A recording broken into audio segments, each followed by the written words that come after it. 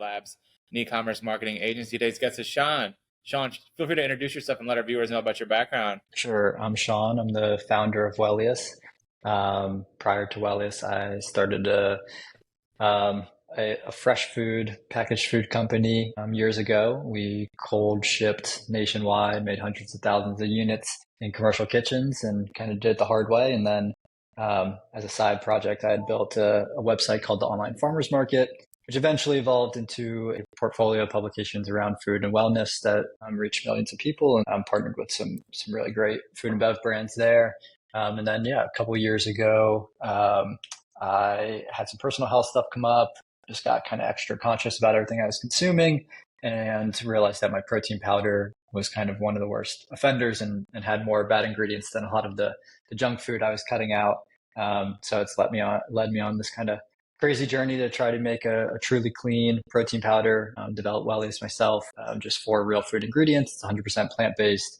We call it farm to scoop, kind of go really deep on sourcing and third-party testing and making it one of the few packaged foods they can, really feel good about consuming. And yeah. Amazing. Who is your ideal target audience for Wellious? Yeah, I think in a broader sense, it's the modern wellness consumer. I think the person who, obviously protein powder in general has been like this muscle building thing, and that's certainly a main functionality of ours. But, it's kind of the gym bro, bodybuilder like supplement. But obviously like the average wellness consumer these days looks different. They do, group fitness classes, and they're doing yoga and then going to the gym to lift, and running. And really their priority is health and what's good for them. So ours is like, get the protein, but you care, what is and isn't going into your body with it.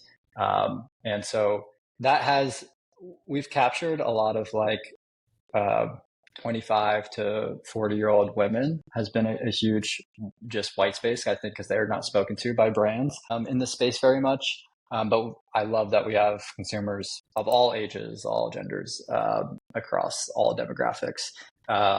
It's definitely a product for everyone, because everyone should prioritize what's in or not in their protein powder. But we're definitely capturing this new age of customers. Amazing.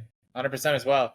What makes you different, or shall I say better than your competitors? Yeah, when we launched, we're truly differentiated. I developed the product myself, and we were the only protein powder on the market that was made from almond protein and chickpea protein combined as the base, and then one of the very few that was flavored with real ingredients like cacao or vanilla powder, and sweetened with just pure monk fruit.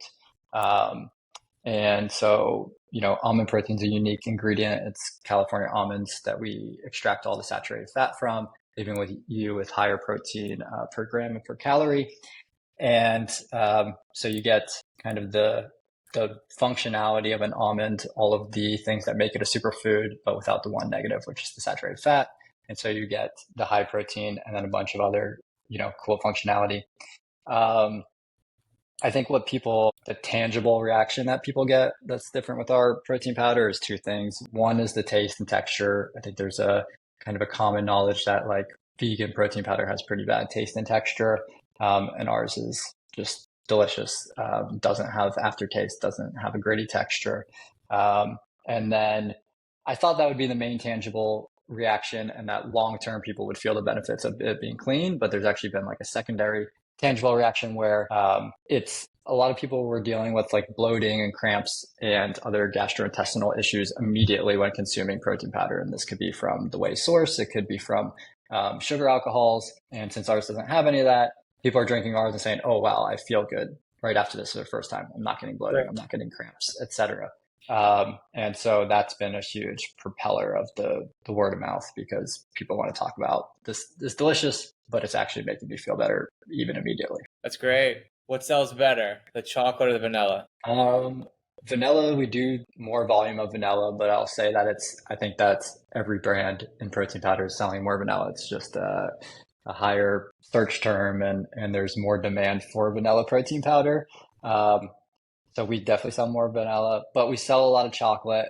our chocolate's really good. And I think one cool thing is that we've seen a lot of people who are like, oh, I used to only use vanilla, but I tried the chocolate because they tried it like one of our sample packs or something like that. And they're like, it completely converted me. And it's like the first time I'm using chocolate protein powder, but I'm like obsessed with it. I use the chocolate more often than vanilla. So I'm kind of a chocolate stan, but That was my vanilla so, does sell so more. you're going chocolate over vanilla. That 100%. That's how I am in life. Yeah. I'm picking chocolate over vanilla, but I used to pretty much exclusively use vanilla protein powder. I didn't really like the taste of the chocolate, and now I realize it's because it was fakely flavored. Yeah. But now that like ours tastes like real kind of natural chocolate, yeah, I'm kind of obsessed with it. Awesome. So since starting the brand, I'm sure you've had a few challenges. What are some challenges that you faced, and how were you able to overcome them? Yeah, we are a true bootstrap. I started the brand with $3,000 of savings. I think even obviously when you say you're bootstrapped, it means something. But even a lot of times people are bootstrapped and they might have had hundreds of thousands of dollars of, family friend money or personal savings or something to put in it, which is different. So, that's been a challenge for every facet of the business, but not in certain ways. So, like demand creation has never been really an issue. Um, I have kind of an organic marketing background, so that's helped. The product being just awesome is what's really helped. But we've been able to create awareness, and when people get it in their hands, they want to talk about it, and so the demand has grown exponentially. I think the supply side of fulfilling that without cash has been tough. So like just needing to pretty much double our production every time we go into production after we've sold out. But like needing twice as much cash as the time before. But until you've sold through all the product, you haven't made that back. Usually, for most CPG brands, you're not making any of that back because you're losing money. We obviously didn't have that option. So we are making it back, but the cash flow cycle, the lead times makes that whole puzzle really, really difficult. So there's been a lot of times where we're just sold out for longer than I'd like to be, or we can't move as fast as we wanted to, or we've had to say no to opportunities like big retailers and stuff like that. Um, and so I don't know that I've overcome it, but you just move a little slower and figure it out as you go. Um, but I'm very fortunate to not have had any major roadblocks so far. I mean, every day as an entrepreneur is obviously an uphill battle, and there's constant, forks in the road. But um, yeah, I would say because by focusing on the product being really exceptional and the user experience being really exceptional and being a nerd about operations and not spending money stupidly, um, it's we've been able to miss a lot of common pitfalls, and more just have to deal with the fact that we are a bootstrapped under resourced brand. Amazing though. What's the future plan for the brand and yourself? Yeah, so my ambition with this brand is large for sure, partly because I've just seen the opportunity, how much people love it, and I think it deserves a place in the marketplace, and that market is huge. So why not grow it? Personally, I've started a couple small, profitable lifestyle businesses, and so the creative challenge of trying to grow this thing is exciting to me. Um, but I think that it's great to have big top line number goals, and it's great to have cool things you want to have into the brand, and maybe we raise now and maybe we raise in a couple years and maybe we sell one day.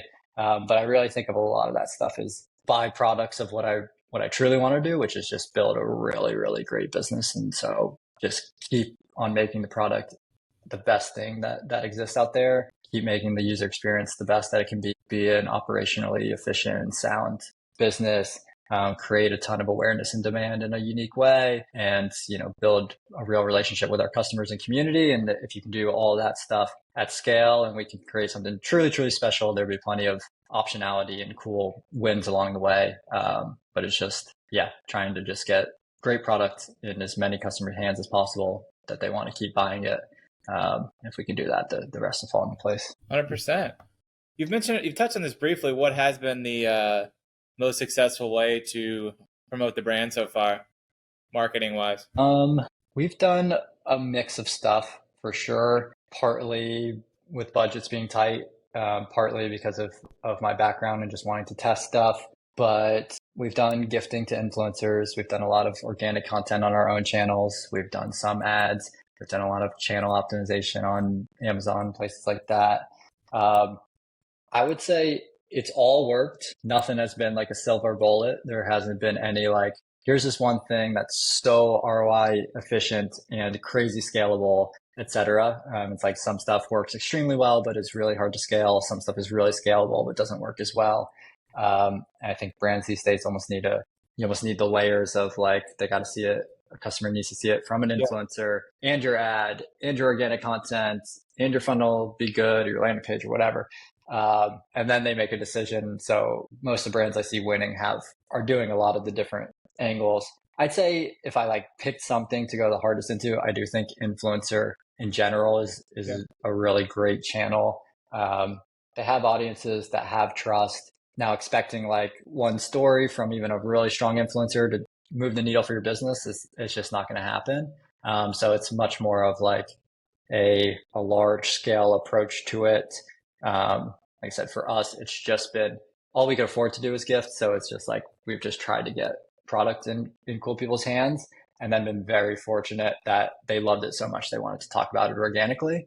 And then the next kind of stage of that for us is like, okay, how do you go deeper with those people as we do have bigger budgets? What's the smartest way to work together so they have a ton of upside and incentive, but it also can drive results for us as well. Definitely. Are you just on your site now? Just wellious.com?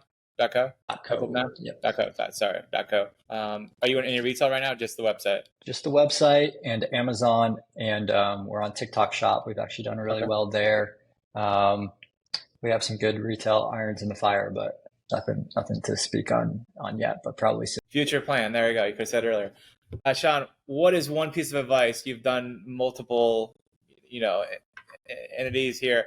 What is one piece of advice you can give an entrepreneur to start a new brand in 2024? I think the intention matters of creating a really great product that deserves to exist, and you can reverse engineer that customers and influencers, whoever you want to get it to, retailers are going to fall in love with this thing.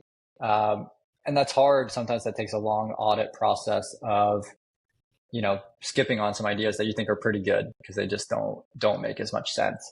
Or what you want to do and it takes a long time to develop it. So it hits all these things that are going to make it great.